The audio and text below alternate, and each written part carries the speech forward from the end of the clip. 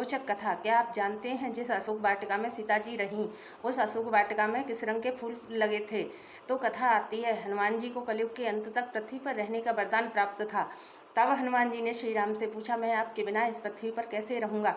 तब श्री राम जी ने कहा, जिस स्थान पर मेरी कथा होगी उस स्थान पर तुम अपने सूक्ष्म रूप में पहुंच जाना। तब हनुमान जी अपना सूक्ष्म रूप रखकर श्री राम की कथा के स्थान पर पहुंच जाते और राम कथा का आनंद लेने लगते।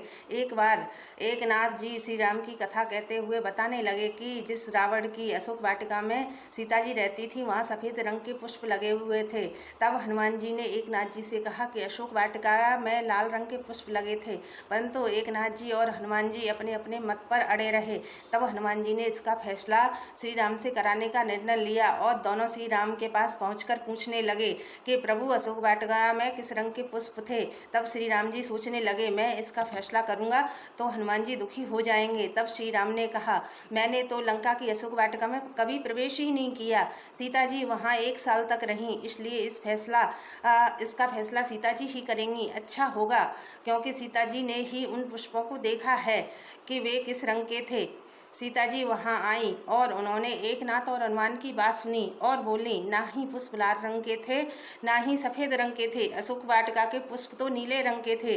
तब यह सुनकर हनुमान जी और एकनाथ उदास हो गए। तब श्री राम जी बोले, अशोक वाटिका के पुष्प सफ़ेद थे।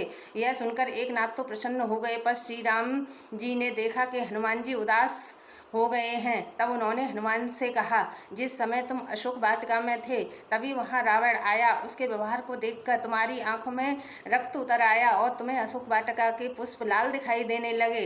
तब सीता जी बोली, प्रभु, मुझे तो सदा ही अशोक वाटिका के पुष्प नीले दिखाई दिए। तब श्री राम जी बोले, हे सीते, तुम्हारी आंखों में सदा नीले रंग के राम की छवि बसती है, इसलिए तुम्हें सदा ही अशोक वाटिका के पुष्प नीले दिखाई दिए। अशोक वाटिका के पुष्प सदैव से ही सफ़ेद थे। इस प्रकार श्री राम ने सभी की बातों का समाधान किया। श्री शिवाय नमस्तुभ्यं।